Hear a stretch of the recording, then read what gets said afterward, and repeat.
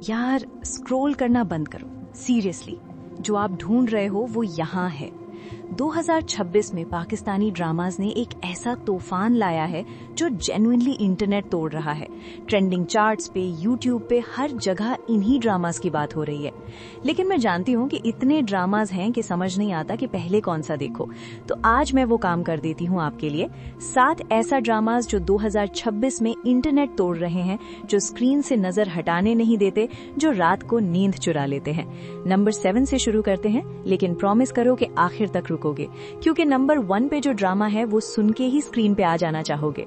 Number 7 पे है drama माँ, जो ग्रीन एंटरटेनमेंट पे 16 जनवरी 2026 को प्रीमियर हुआ और सिर्फ एक लफ्ज का नाम है, माँ। और ये एक लफ्ज पूरी दुनिया को हिला देता है। आयना आसिफ ने राहा का रोल प्ले किया है, एक ऐसी लड़की जो फैमिली के दरमियान होते हुए भी हमेशा एक खाली जगह फील करती है, जिसे लगता है कि लोगों के हुजूम में भी वो अकेली है, जिसे वो एक्सेप्टेंस चाहिए जो कभी क्लियरली मिली ही नहीं। अहमद रफीक, हारिस वहीद, सुनीता मार्शल और अली खान ने इस ड्रामा को वो एंसेम्बल क्वालिटी दी है जो एक अच्छा कास्ट ही दे सकता है। यमुना अहमद की राइटिंग में जो रॉनेस है, वो चीज जो यूजुअली पाकिस्तानी टीवी ड्रामाज में डाइल्यूटेड हो जाती है, वो यहाँ पूरी ताकत से है। आयना आसिफ इतनी यंग हैं, लेकिन जो वल्नरेबिलिटी ये स्क्रीन पे लेकर आती हैं, वो बहुत सीनियर एक्टर्स में भी मुश्किल से मिलती है। इस ड्रामा का हर सीन ये पूछता है कि क्या सिर्फ खून का रिश्ता ही माँ की डेफिनेशन है, या वो फीलिंग है, वो जगह है, वो बिलोंगिंग है, जिसे कुछ लोग पूरी जिंदगी ढूंढते रहते हैं। पर्सनली मुझे इस ड्रामा ने अंदर कुछ हिला दिया, और वो हिला देना बहुत देर तक महसूस होता रहा।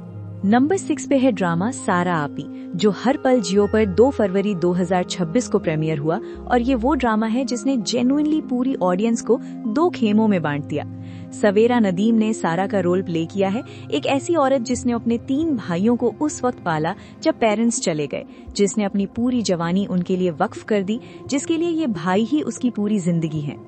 समी खान, अदियल चौधरी और खाकान शाहनवाज ने इन भाइयों का रोल प्ले किया है, और सिद्रा नियाजी और निम्रा खान ने जो कैरेक्टर्स प्ले किए हैं, वो कहानी को और कॉम्प्लिकेटेड और रियल बनाते हैं।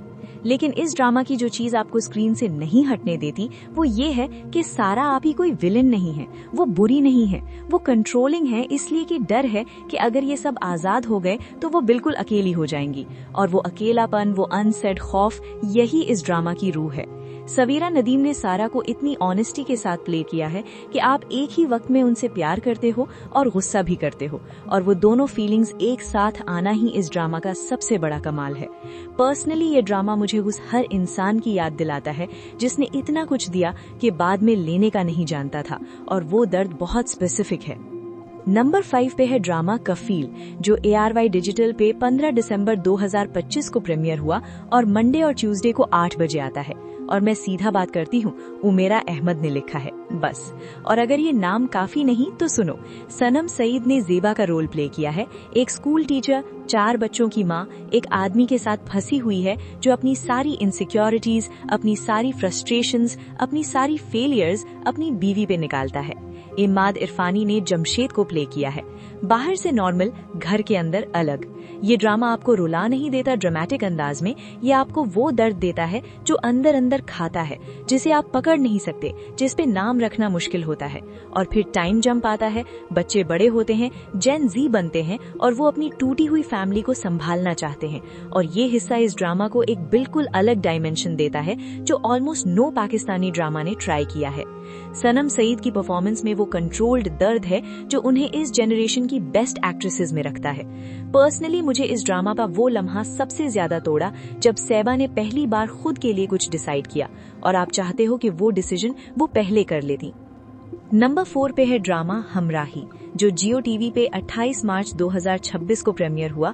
और ये ड्रामा आया और शुरू से ही सबका ध्यान ले गया। दानिश तैमूर और हिबा बुखारी, यार ये कॉम्बिनेशन सुन के ही आपके अंदर कुछ होता है ना, क्योंकि इन दोनों की केमिस्ट्री स्क्रीन पे जो मैजिक क्रिएट करती है, वो वक्त वक्त पे देखने को मिलती है, और ऑडियंस बार बार इन्हें मिलके देखना चाहती है। लेकिन इस ड्रामा ने सिर्फ ये केमिस्ट्री नहीं दी। बाबर जावेद साहब 12 साल बाद डायरेक्शन में वापस आए हैं, और ये 12 साल की खामोशी के बाद वो कुछ ऐसे लाए हैं जो जेन्युइनली अलग था। टर्की में शूट किया, यूएसए में शूट किया, लंदन में शूट किया, मरी में शूट किया। ये ड्रामा विजुअली इतना ग्रैंड है कि आप टीवी स्क्रीन पे बैठ के सिनेमैटिक एक्सपीरियंस लेते हो। प्रीमियर से पहले ही प्रोमोज ने 50 मिलियन व्यूज क्रॉस कर लिए थे। 50 मिलियन प्रीमियर से पहले, और ये किसी भी ड्रामा के लिए कोई छोटी बात नहीं होती। ज़ंजबील आसिम शाह की राइटिंग में जो लव है, जो पावर डायनामिक्स हैं, जो अनएक्सपेक्टेड ट्विस्ट हैं, वो आपको हर एपिसोड के आखिर में एक नया सवाल दे जाते हैं। शहजाद नवाज, अजफर रहमान, हाजरा यमीन सब मिलके इस ड्रामा को एक पूरी जिंदा दुनिया बनाते हैं। और आसिम अजहर का OST कुर्बानियां, वो सुनते ही आंखें भर जाती हैं बिना किसी रीजन के। पर्सनली ये ड्रामा मुझे ये फील कराता है कि कुछ लोग एग्जैक्टली उस वक्त आते हैं जब आपको उनकी जरूरत होती है, और ये फीलिंग सिर्फ खास ड्रामास दे सकते हैं। नंबर 3 पे है ड्रामा मुअम्मा, जो हम टीवी पे 24 दिसंबर 2025 को प्रीमियर हुआ। और ये वो ड्रामा है जो पाकिस्तानी टीवी पे रेयरली आता है। सबा कमर ने जहां आरा का रोल प्ले किया है, एक पुरानी हवेली की मालकिन, एलिगेंट, मिस्टीरियस और ऐसी औरत जिसके बारे में आप जितना जानते हो उतना और जानना चाहते हो। उस्मान मुख्तार शाहजहां के रोल में है और अली अंसारी जुनैद के रोल में, और इन सब के दरमियान जो साइकोलॉजिकल वेब बनती है वो स्क्रीन से निकलती है और आपके कमरे में आ जाती है। इमरान नजीर की राइटिंग ने इस ड्रामा को एक ऐसी थ्रिलर क्वालिटी दी है जो पाकिस्तानी टीवी पे नॉर्मली नहीं मिलती। यहाँ फैमिली पॉलिटिक्स नहीं, यहाँ कोई सास बहू का झगड़ा नहीं, यहाँ एक औरत है जिसका माइंड एक पजल है और आप पीसेस ढूंढ रहे हो। शकील खान की डायरेक्शन में लाइटिंग का यूज, खामोशी का यूज इतना डिलिबरेट है कि कभी कभी एक सीन में कोई बोलता नहीं और फिर भी पूरी कहानी सामने आ जाती है। सबा कमर जब स्क्रीन पे आती है तो सब कुछ अपना ले जाती हैं। ये उनका टैलेंट है और मुअम्मा ने उन्हें इस साल की बोल्डेस्ट परफॉर्मेंस के लिए जगह दी है। मोमिना दुरैद का नाम प्रोडक्शन में हो तो क्वालिटी की गारंटी होती है। पर्सनली ये ड्रामा मुझे उस चीज की याद दिलाता है जो हम सब हाइड करते हैं, और वो रिमाइंडर बहुत पावरफुल होता है। नंबर 2 पे है वो ड्रामा जिसने इस साल के रिकॉर्ड्स तोड़ दिए, देख जरा प्यार से, जो हम टीवी पे 19 फरवरी 2026 को रमजान स्पेशल के तौर पे प्रीमियर हुआ और डेली 9 बजे चल रहा है। यमुना जैदी ने रुमेला यानी रूमी का रोल प्ले किया है और हमजा सुहेल ने जुरेज का, और ये दोनों पहली बार स्क्रीन पे साथ आए हैं। पहली बार, और पहली बार में इतना मैजिक था कि ऑडियंस ने इन्हें पहले एपिसोड से दिल में बसा लिया। रूमी एक ऐसी लड़की है जिसके पेरेंट्स अलग हो गए, जो खुद ही अपना सहारा है, जो प्यार से इसलिए डरती है क्योंकि टूटने का एक्सपीरियंस उसे पता है। जुरेज एक ऐसा इंसान है जो सेटल्ड है, ग्राउंडेड है और सिर्फ होने से आपको सेफ फील कराता है। साइमा अकरम चौधरी की राइटिंग जो सुनो चंदा और चुपके चुपके के बाद इस ड्रामा में आई, वो एक अलग मूड में है। सिर्फ कॉमेडी नहीं, यहाँ दर्द भी है, खामोशी भी है और वो वार्मथ भी है जो दो लोग मिल के शेयर करते हैं जब वर्ड्स काम नहीं आते। बुशरा अंसारी, अरशद महमूद, सलीम शेख सब मिलकर इस ड्रामा को एक पूरी जिंदा दुनिया बनाते हैं, और आसिम अजहर का OST कुर्बानियां वो सुनते ही आंखें भर जाती हैं बिना किसी रीजन के।